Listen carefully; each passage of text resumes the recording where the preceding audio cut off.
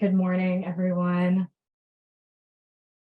We'll go over some school finance and legislative updates that Josh just mentioned. So the first third of our presentation will really focus on the state budget and the supplemental appropriations bill. These two bills have moved furthest through the legislative process. And you can kind of see that here in our status bar across the top. It's past the first chamber and the second chamber. And you guys have seen this graphic before, but we've updated some of the numbers. On the property tax side, the Senate has proposed to spend $15 billion on the low end, and the House has proposed to spend around $17 billion. And that is very unequal, unbalanced when it comes to only $5 billion for new public education funding in Texas. So the next few slides will be kind of in this chart format, comparing the House version of the budget and the Senate version of the budget as it passed through each chamber. The green rows are where the House and Senate agree, and the red rows are where the House and Senate disagree. So I'll just walk through this, starting with the foundation, maintaining the foundation school program. So we've mentioned this before. The House and the Senate both include $2.4 billion to increase golden penny yields. And they both also include $5.3 billion for tier 1 tax compression. And I just want to note here that both of these items, this additional funding here, is already required under current law. Okay, moving over to property tax relief. Both the House and Senate have very different strategies for achieving this big goal. The House wants to, or has proposed and passed, a $12 billion bill, HB2, that would provide uniform 15 cents of tier 1 rate compression. And it would also lower the appraisal cap limit and expand it to all real properties. So we'll talk about that a little further on in our presentation. On the Senate side, they have 3 bills and some corresponding joint resolutions that would provide a little under $10 billion of property tax relief. We have SB3, SB4, and SB5. SB3 would increase the homestead exemption from $40,000 to $70,000. SB4 would lower the tax compression floor from 90% to 80% and provide an additional 7 cents of tier 1 tax compression. And then SB5 would increase the business personal property tax exemption from $2,500 to $25,000. The House and Senate also very much disagree on their strategies for providing new money for public education. We can see that top line number there is 5,000 in each chamber, 5 billion in each chamber, but their strategies are very different.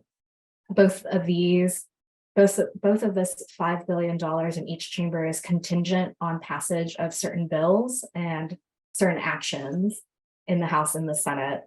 So on the House side, some of those actions could include increased compensation for classroom teachers, additional funding for the teacher incentive allotment, some increases to the basic allotment, increases for school safety funding, increases to the instructional material and technology allotment, or IMTA, and also some increased funding for special education. On the Senate side, their $5 billion of contingent funding is dependent on passage of SB 8, their parental rights and voucher bill that the Senate has been very, very focused on. It could also depend on SB 9. This is their teacher rights and teacher compensation bill. They also have SB 11, which is Senator Nichols' school safety bill, and then SB 1474 by Senator Betancourt. This one deals with special education funding and creates a new educational savings account, ESA, or new wave voucher for special education students. And lastly, more funding could come from SB 2565 by Senator Creighton. This bill deals with high quality instructional materials and provides funding to districts that decide to adopt those HQIMs.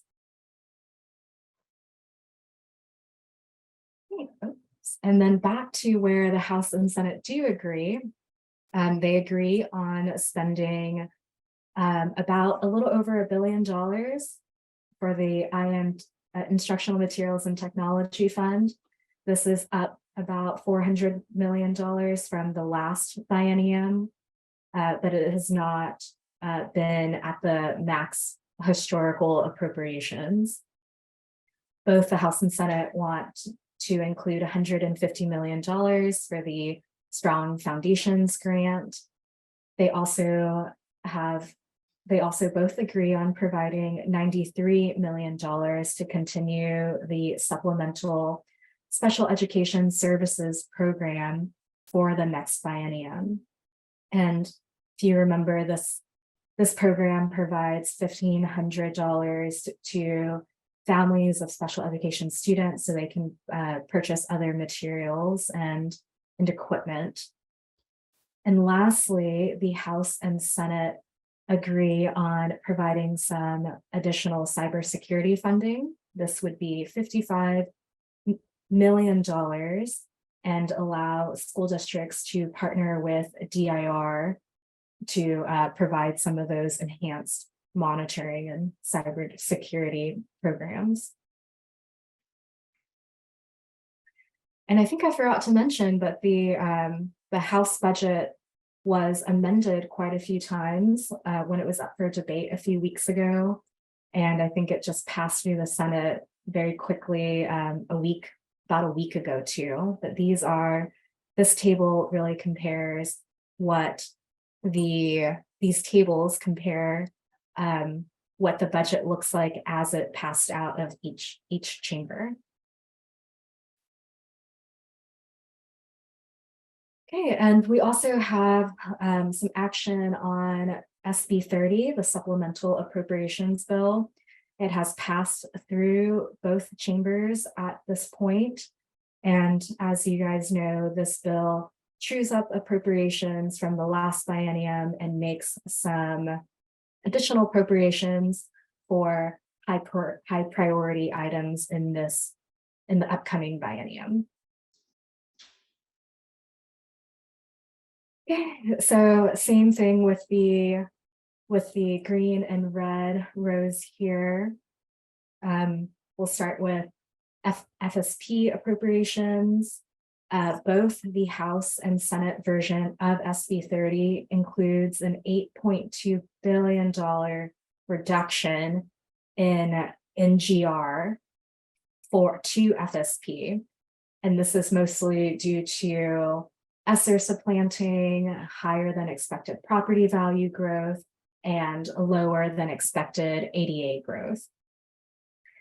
And now the House and Senate disagree on how they want to provide TRS benefit enhancements to our retired teachers. So the House version now includes $4.4 billion in GR funds contingent on passage of their TRS benefit enhancements bill, HB 600. This number was originally $3.5 billion, but there was an amendment on budget night a few weeks ago that took $900 million from the controller's semiconductor fund and moved it towards this item. On the Senate side, they have included $1 billion in GR funds contingent on their TRS benefit enhancements bill, SB 10. This House and Senate also have different amounts they would like to use to improve school safety funding, to increase school safety funding. The House version has $1.6 billion in GR to help school districts implement the school safety initiatives. This was originally $600 million, but got bumped up during committee. And the Senate version wants to include $600 million in federal ARP funds to help districts implement those same school safety initiatives. And the last item we have here on SB 30 are special education evaluations. It's just $100 million that was moved to this item during budget night from the San Jacinto battleground restoration. And this $100 million would pay for special education evaluations over the next two years at about $500 per evaluation. Okay, so both HB 1 and SB 30 have made it through both chambers. And where are they now? Right now, they are in conference committee. And during conference committee, they will meet behind closed doors over the next few weeks, over many meetings, and iron out a lot of those differences between HB 1 and SB 30. And the House and Senate have elected or released their conferees towards the end of last week and towards the beginning of this week. On the House side, we have House Appropriations Chair, Representative Greg Bonin. We also have Vice Chair of House Appropriations, Representative Mary Gonzalez. We have Representative Jaton and Representative Gary Van Dever, who was the Article 3 sub-chair of House Appropriations, and that deals with hub ed and higher ed. And lastly, on the House side, we have Representative Wally. On the Senate side, we have Senate Finance Chair, Senator Huffman. We have Senate Education Chair, Senator Creighton, Senator Krokor, Senator Nichols, and Senator Shortner. And based on the makeup of both of these conferee groups, we are pretty confident that school vouchers will not pass this session. Okay, and now moving on to some notable bills that we're tracking. HB 100 is probably the most notable bill. This bill was up for debate Wednesday, because today's Friday.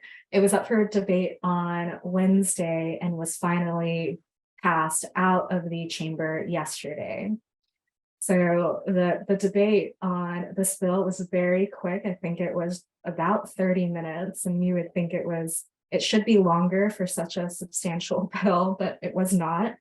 And in those 30 minutes, 16 different amendments were offered, and 13 of those were adopted. So very, very quick. We're gonna go through some of those changes from the previous version of the bill. So as you guys know, this bill increases the basic allotment by $90 in fiscal year 24, and then another $50 in fiscal year 25. Originally, the committee substitute of this bill had the inflation adjustment to start in fiscal year 25, but an amendment by King, a perfecting amendment by King, is delaying that implementation until the next biennium. There was also another amendment that was not adopted by Representative Martinez Fisher that would increase the basic allotment to 6,500 for each year of the next biennium, but that did not get adopted. So with this basic allotment increase, the bill requires LEAs to use 50% of the per student M&O funding to increase the average total compensation for the full-time employed classroom teachers, librarians, school counselors, and school nurses. The bill, the previous version of the bill had removed the 75-25 split, and that, if you guys remember back from HB3, that 75% would go towards the teachers, librarians, counselors, and nurses, and that other 25% would go towards full-time employees that were non-administrative. So during the debate a couple of days ago, the split was restored, and the bill also restricts what new positions can count towards that increased compensation compliance requirement. The bill also makes some— Hey, Amy, real quick, if we could add a little bit more context to that. Sure. Restriction, and because I think this is important for Region 1 districts to be aware of. Essentially what that means is if your teachers, librarians, counselors, nurses are growing faster than your students, those new FTEs above whatever that ratio was previously, those new FTEs do not count towards 50% compliance. And so, again, this is important for folks, particularly in Region 1. I know a lot of districts in Region 1 struggle with attendance declining, ADA declining. And so, we'll see exactly how TEA wants to implement this. But I think generally speaking, if your students are declining, then and you are adding additional FTEs, that's gonna put y'all in a tricky spot with complying with the 50%, because none of those new FTEs will count. This is, as we indicate there, this is intended to increase the average compensation for those current employed teachers, librarians, counselors, nurses. So just want to make sure everyone is well aware of of course, this is not law. We still got a little ways to go. But compliance for this, while the mechanisms of the calculation are roughly the same, it will be more difficult to comply with this than it was with the 30% deal we had in House Bill 3. So just want to get y'all ready now. Thanks, Josh. Okay, so HB 100 also makes some significant changes to the minimum salary schedule.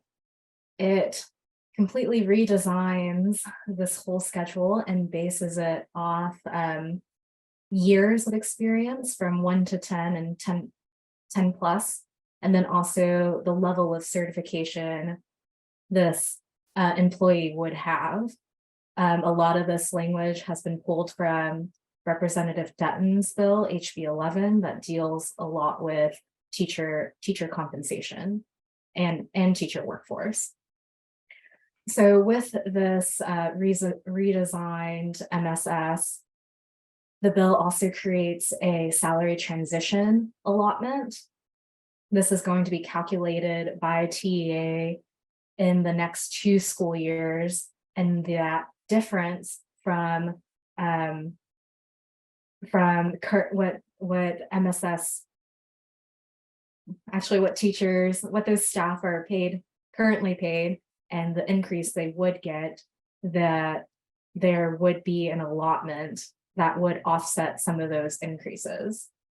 And this is going to phase out, even though these salary increases are permanent, the allotment will phase out over the course of several years by 1/3 and finally expire at the end of the 27-28 school year. And that red text you see there was changed with a floor amendment by Representative Howard a few days ago. Originally, the previous version of the bill stated that staff that did not have satisfactory reviews would not be subject to this MSS increase, but the amendment by Howard struck this language, and it's back in there. Okay. The bill also makes some pretty significant changes to school funding, basing that off average enrollment rather than ADA. The special education was added in during an amendment a couple days ago, but other allotments that would be based on enrollment include CTE, bilingual, early ed, IFA EDA, gifted and talented, and dropout recovery. And this enrollment-based funding would begin in the 24-25 school year. The bill also starts a process to transition into an intensity of services based funding for special education, and provides some funding for special education evaluations. The bill also increases compensatory education weights slightly too. And the bill also changes the transportation allotment by increasing it to $1.54, and for the regular program students, and for special education route services, with an amendment, it would increase from $1.06 to $1.67 from $1.28 in the previous version of the bill. And then on this slide, the bill also increases the small and mid-size allotment weights just slightly, but also I think includes a couple of more restrictions on that, or how charters would be funded with this increased weight. Okay. And then Josh will go over some of the CTA changes. All right, yeah, so with CTE, it kind of fits together with some of the items Amy just went over. Moving to enrollment, with that change, moving the CTE allotment over to enrollment is they've decided to take out CTE. I'm sorry, they've reduced the CTE weights from, right now, if you guys have looked at various templates, right now it's 1.1, 1.28, 1.47. They're taking the 1.0 portion of that, stripping that out of the CTE allotment and moving it over to regular program allotment. And whether or not that is a good thing kind of depends on what kind of district you are. If you are a larger district with more than 5,000 ADA, that's really going to be a net neutral change, because you don't get the small and mid-size allotment. If you're changing things with regular program allotment, regular program ADA is used to calculate small and mid-size allotment. So this starts to mess up some of the small and mid-size allotment calculations.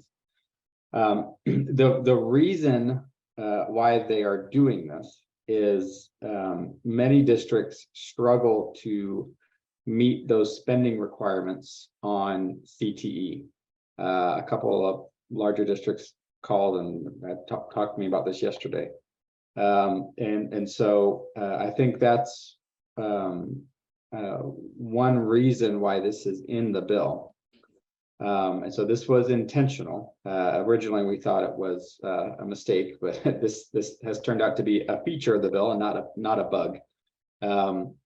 So that's kind of the policy, the high level policy discussion that's going on with this funding and this change. A couple of concerns. One, primarily from the CTE advocacy community. CTE directors are probably freaking out, or I know they're freaking out, because you reduce that CTE allotment, you reduce that spending requirement.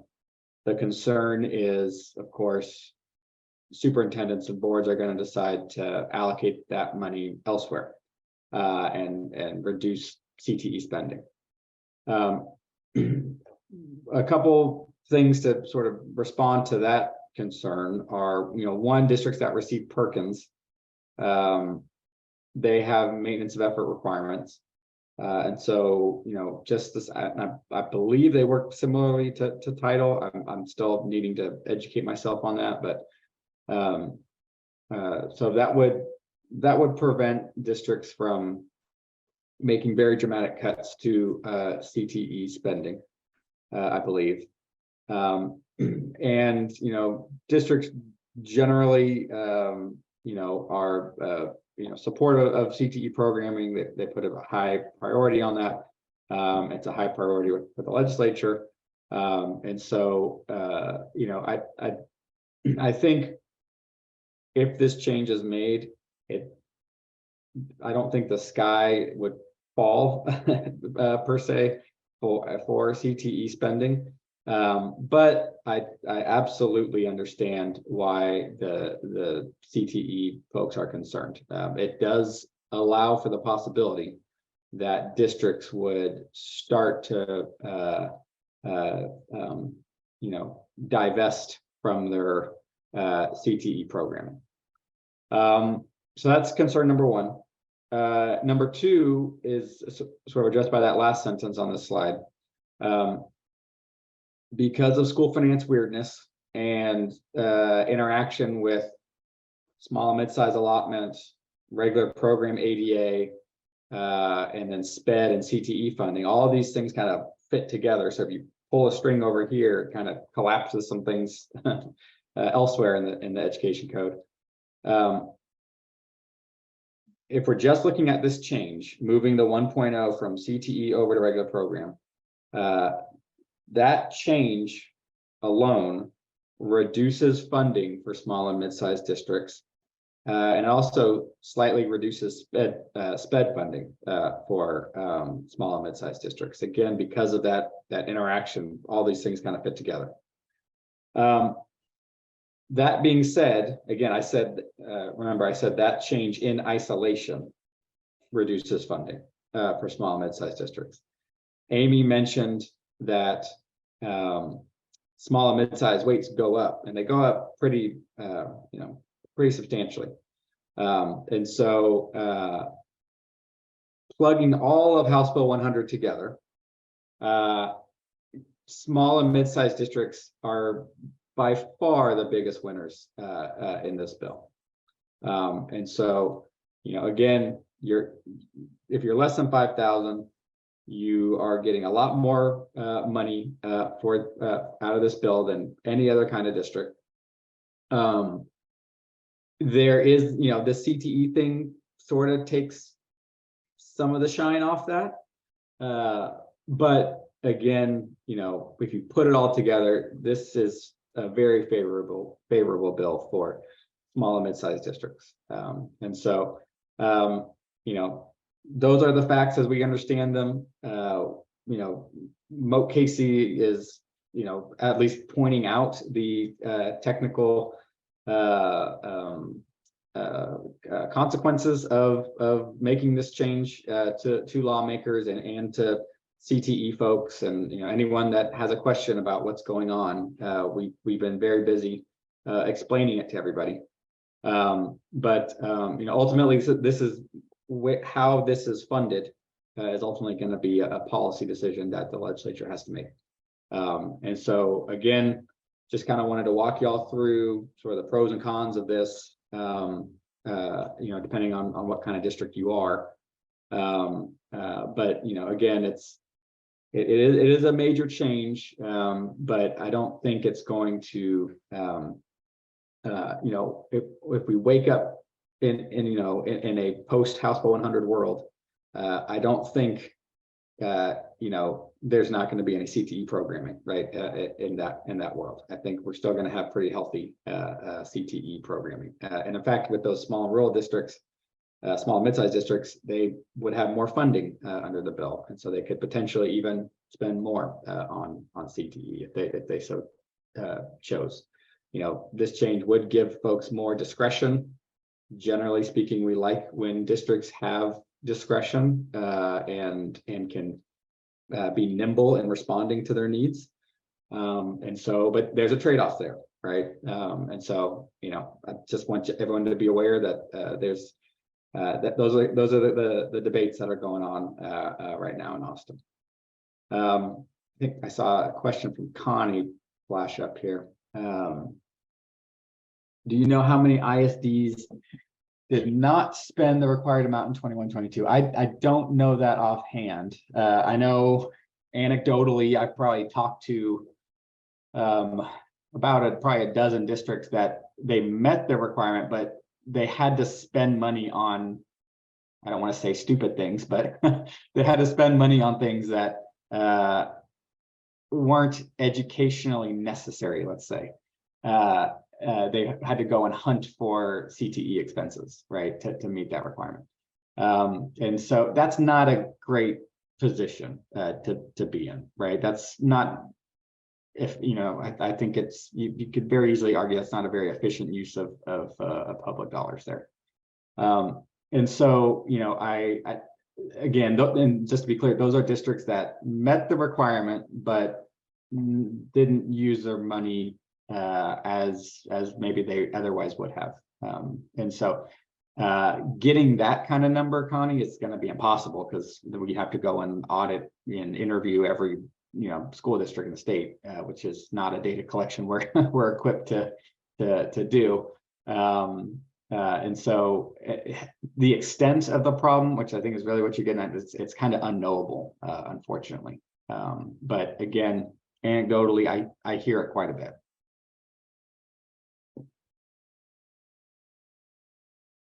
Okay, Amy, yeah, why don't you walk us through those new allotments? All right, so HB 100 establishes some brand new allotments, 4 of them to be exact, or these, we'll go over these 4 on this slide. I think there's a few more.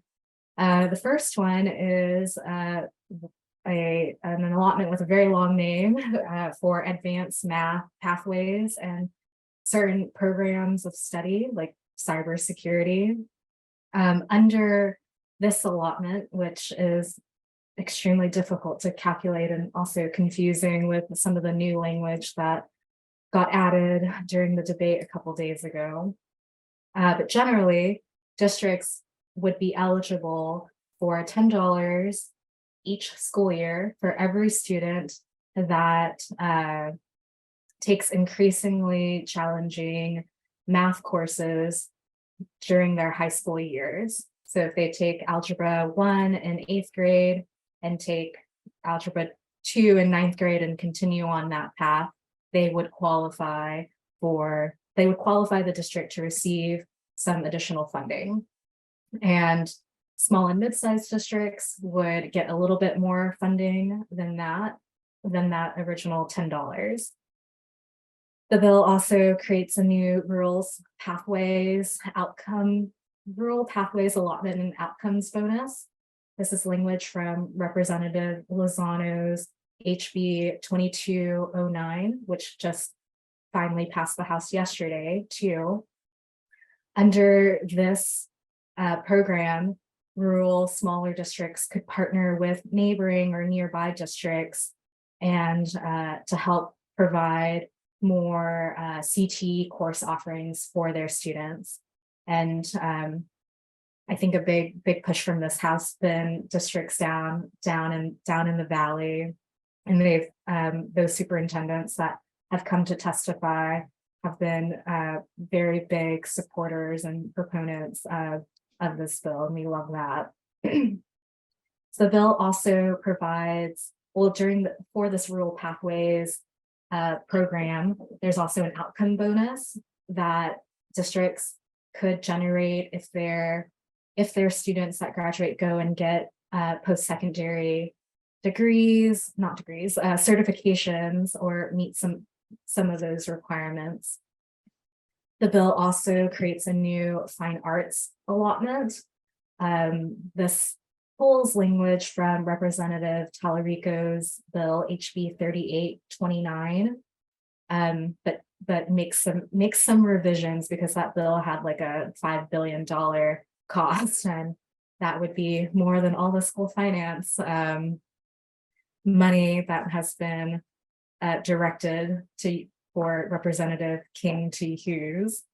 So in the HB 100 version of in HB 100, the fine arts allotment has a cap of about $32 million each school year. And this would provide some funding, or students that were in middle school and high school that take theater, arts, music, and dance would generate some funding for their school district. The bill also creates a new book safety allotment. This would be funded at $3 per student each school year. And during the debate on Wednesday, there was an amendment that got adopted that would make several changes to recapture, and one of them would include offering a 4% early payment credit to recapture districts that pay before February 15th of each school year. And as you guys know, this bill extends the formula transition grant to the 28-29 school year. The bill also got amended a few times on the floor that makes some changes to the PBS and using local values. So Josh will talk more about that now. Yeah, so this is the bit of good news I was teasing at the start of this. We are pretty excited about the items that were included in this bill that were added on the House floor. And primarily the second one, that grant program, because that is going to, if it sticks, that is going to give relief to districts that failed the property value study in the current school year. So of course, all y'all in Cameron County, we've talked extensively about the financial impacts there. Leo and I worked on that language with the Speaker's office, and we're able to get them to support it and get that onto the bill when it was on the House floor. So we're really excited about that. The way that grant works is it essentially just looks at your funding and sorry, I'm looking at Connie's note there. Region 1 budget books had this info. Maybe add a little more context there. So yeah, this grant would look at the impact of state value assignment in 22-23, and then flow a grant to y'all in the following year. So it does have to be lagged, unfortunately, because we got to wait for that appeal process to play out, right? And so, and that's, it's some of our clients that are doing protests. They started to hear back from the controller's office,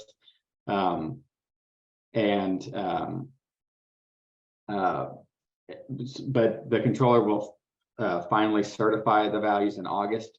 And then so we got to wait until at least near final before we can determine what everybody's loss from state values are. And so that is one, thing to kind of dislike about that. I guess the timeline on it, you will get sort of hit with the impact of state values in 22-23, but then that money will come the following school year.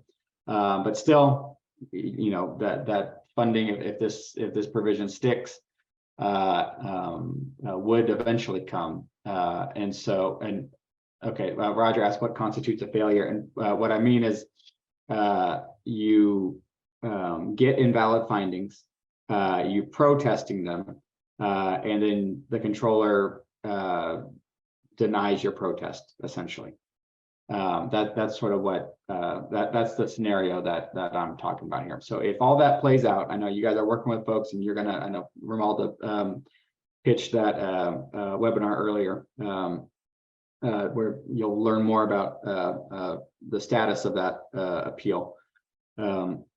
But let's say that protest is not successful. You're going to lose state aid or pay more recapture than you otherwise would have.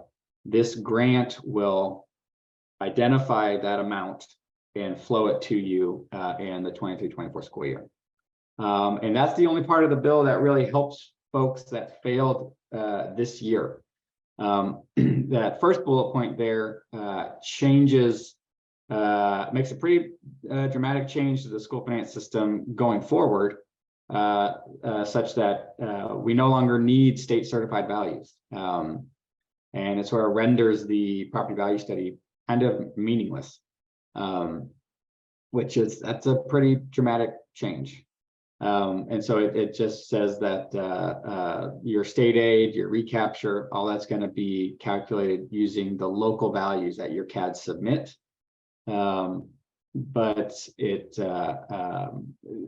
and the controller still does the property value study. The bill right now does not repeal the study, but there's just no use for it for school funding purposes. The other thing to point out there is that it changes how the tier 1 rate compression is calculated. So you guys know your individual compression is in part dependent on what you submit on local property value survey. You know that there's a ceiling to the tier 1 rate and there's a floor to the tier 1 rate. The ceiling for the tier 1 rate is tied to an estimate the controller comes out with every session. This bill changes it so that that ceiling is tied to the local values that districts submit. So our assumption is the only way TEA would have that information in time to do the tier 1 rate calculations is they're going to have to ask for a whole heck of a lot more information on that local property value survey than they currently do. Because the bill essentially says they need to calculate a T2 using local values in time to do rate compression. And so that means you're going to have to, it's going to balloon the data entry on that local property value survey. If TEA is going to implement this, it's going to have to go through TEA. If the controller is going to do it, then all the CADs are going to have to submit stuff to the controller pretty much in, once those July certified values come out.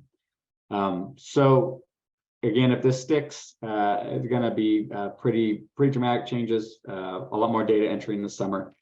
But it takes districts out of this, being caught in this crossfire between CADs and controller. And so generally speaking, we've been frustrated for a while that schools are suffering because CADs aren't doing the inadequate job according to the controller's office. It's not something you can control.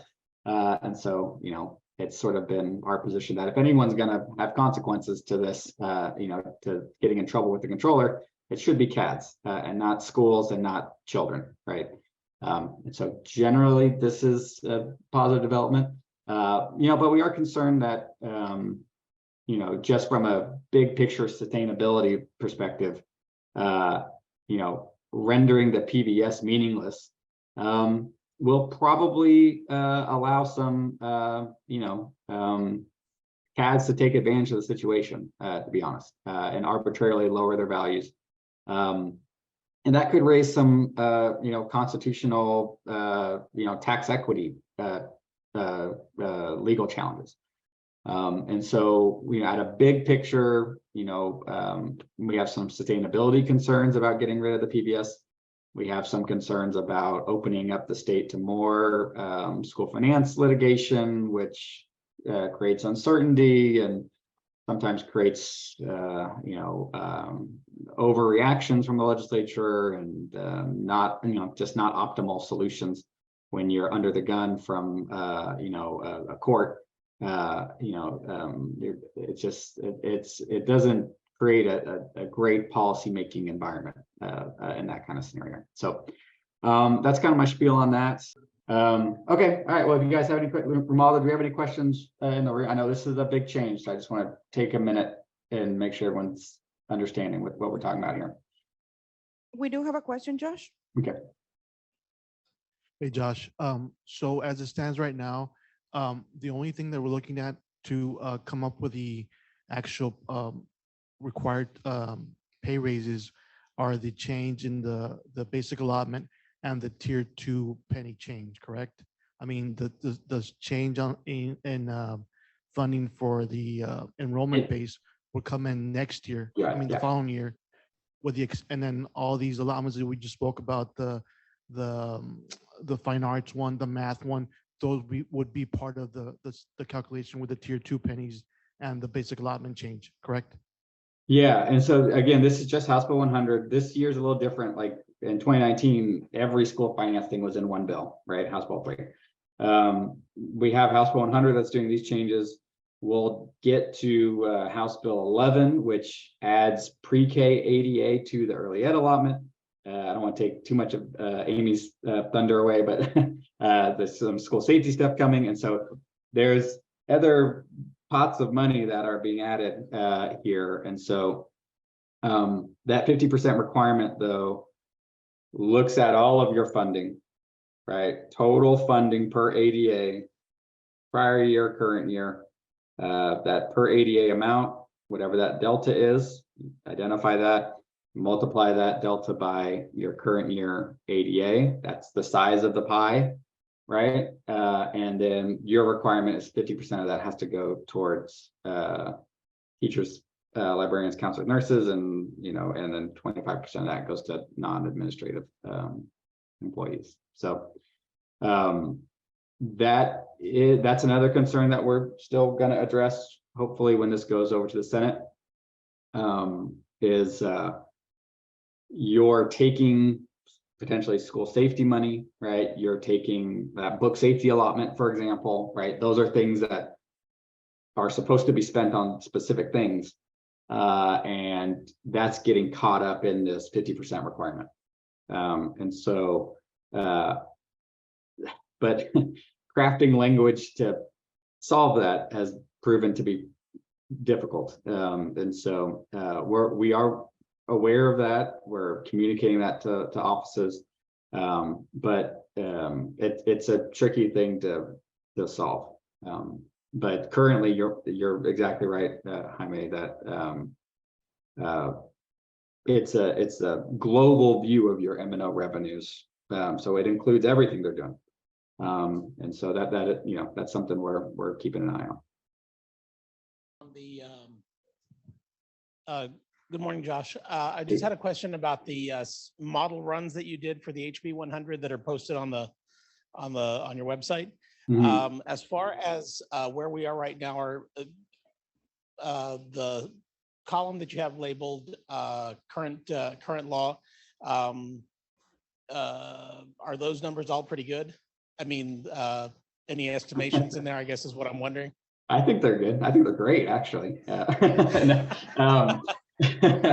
So in that, actually, Amy's pulling it up. I'll show you. We have a model assumptions document in there, and what we did is use the same ADA counts and property value counts or numbers that LBB and TEA are using for their runs, because we want to try and get on the same page. We are polishing up a data collection survey that's going to go out to y'all. If you want, if you think, those 88 numbers that the state's using, those are garbage, I want something else, or the state doesn't know what my property values are going to be, we want to use this other stuff, you're going to get a chance very soon to do that. And then again, I want to point out these runs here are for the sub that passed out of committee. What was it, Amy, on the 11th?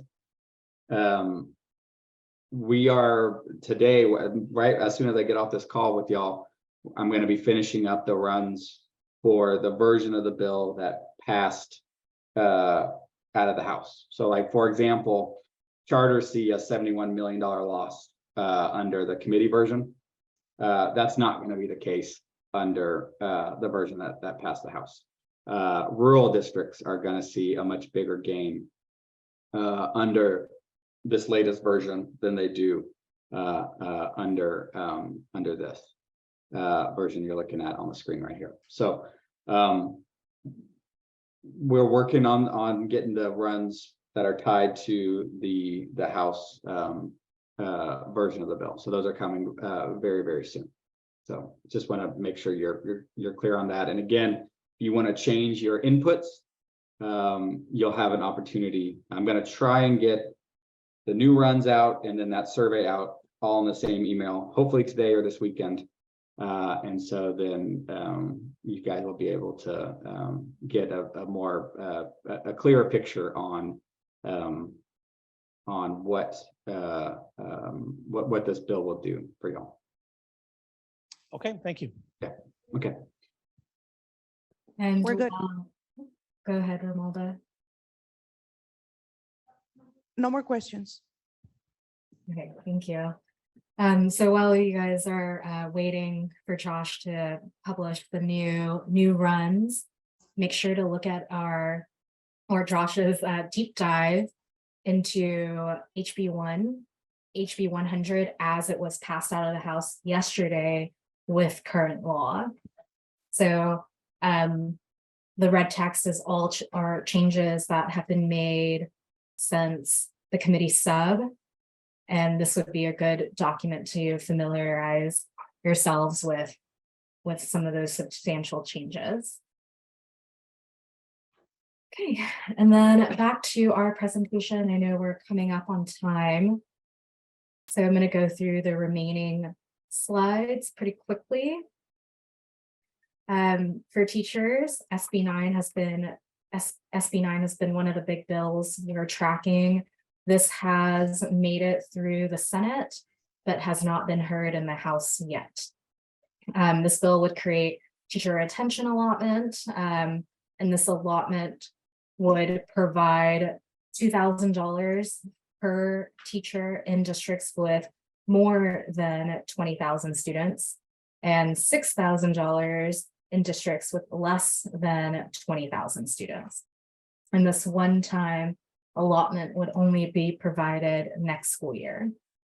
This bill also makes some changes to the teacher incentive allotment, specifically adding a new acknowledged designation and categorizing that as the same level as a national board certification. And then this bill also establishes a teacher residency partnership program and corresponding allotment with a base amount of $22,000 and a ceiling of $42,000. The bill also would give a district $2,000 per mentee under the mentor program allotment. It would establish a reimbursement grant to offset some of those retire, rehire penalties for retired teachers that want to come back to the classroom. The bill creates new funding for certain certification fees allotment for those harder to staff areas, notably bilingual and special education. And lastly, this bill also would require TA to contract with a third party to provide liability insurance for teachers and educate teachers on their rights. A similar bill in the House, HB 11. Oh, I forgot to fill these in, but it has passed through the first chamber. This bill would also establish that teacher residency partnership program, provide a grant to offset retire, rehire penalties, make changes to the TIA, and provide $2,000 per mentee for the mentor program allotment. And as it was amended on the House floor a few days ago, and as Josh mentioned, this bill now adds pre-kindergarten ADA to the early ed allotment. And moving over to school safety, we're tracking a few bills on the House side and one on the Senate side. HB 3 is one of the big school safety bills. HB 13 is the other. Both HB 3 and 13 have made it through the House and are awaiting their fate in the Senate. Some changes were made during the debate for HB 3. The most notable change is that it increases the school safety funding from $10 in the previous version of the bill to $100 per ADA for the school safety allotment. And then there is also a campus floor of $15,000. HB 13 also already provides $100 per ADA, and we don't think the House has enough funds to fund both of these bills, so we're looking forward to the negotiation and discussion that will happen, and maybe I think we're likely to see a combined version of both of these. Something I do want to point out on HB 13, it creates a new school safety fund. This fund would be funded with surplus FSP dollars. And and during the floor debate, there was an amendment that increases the amount that the commissioner can dole out through this fund from $250 million to $500 million. The previous version of the bill also had a provision that allowed recapture districts to offset their recapture amount by hiring school safety personnel, but this language was struck out on the floor earlier this week on Monday. And then on the Senate side, we have SB 11. Big thing here is that it doesn't require any new personnel as like HB 3 and HB 13 do. But this bill does completely redesign the school safety allotment. So there's no per ADA funding anymore. It would just be based entirely on per campus funding. And that range is going to be from $15,000 to $16,800. Okay, on the next few slides are just property tax slides. I think you guys have seen this before, and since we've last spoke or presented, these bills have passed through their respective bodies. And if you've checked Twitter recently, there's some pretty funny images with Speaker Phelan and Lieutenant Governor Patrick poking fun at each other about poking fun at their disagreement to provide property tax relief. we'll just have to see how that goes. But in summary, Lieutenant Governor Patrick is very focused on providing some increased homestead exemptions, and the House through HB2 is more interested in providing uniform tier 1 tax rate compression of 15 cents. And just wrapping up our presentation, I know we're a few minutes over time already. Some other notable bills we're keeping an eye on. These relate to bonds and ballots. Several of these bills would change that language of this is a property tax increase and create new criteria for when that language would be used. For example, HB 4522, which is identical to SB 2205, would only include this language if a new bond would increase the INS tax rate.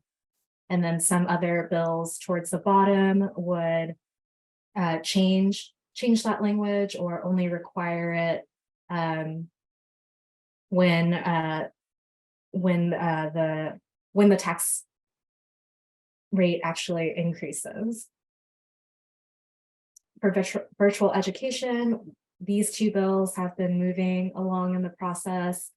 HB 681 removes the expiration date for TXVSN and the local remote learning program that was established last session, and just continues the current framework. SB 1861 creates an entirely new framework for virtual education, and all of this would be ADA based. This bill by SB 1861 by Senator Betancourt, I think he says it aims to incorporate a lot of the recommendations that came out of the Virtual Ed Commission during the interim. So this is a long bill that has lots of changes. For academics and curriculum, we are tracking some bills on the House side and on the Senate. HB 900 creates new content ratings for vendors and makes some significant changes to library standards. HB 1416 provides relief under some requirements from HB 4545. And on the Senate side, HB 13 also deals with library standards and creates a new parental notification requirement. SB 1261 is identical to HB 1416, and this bill would also do the same, provide the same relief from the requirements under HB 4545. And I mentioned this bill earlier, SB 2565. This is one of Creighton's education priorities. This bill would establish a rigorous vetting process for high quality instructional materials and creates an allotment for the procurement of those high quality instructional materials. Okay. And we have reached the end. Do we have any questions in the room, Romalda?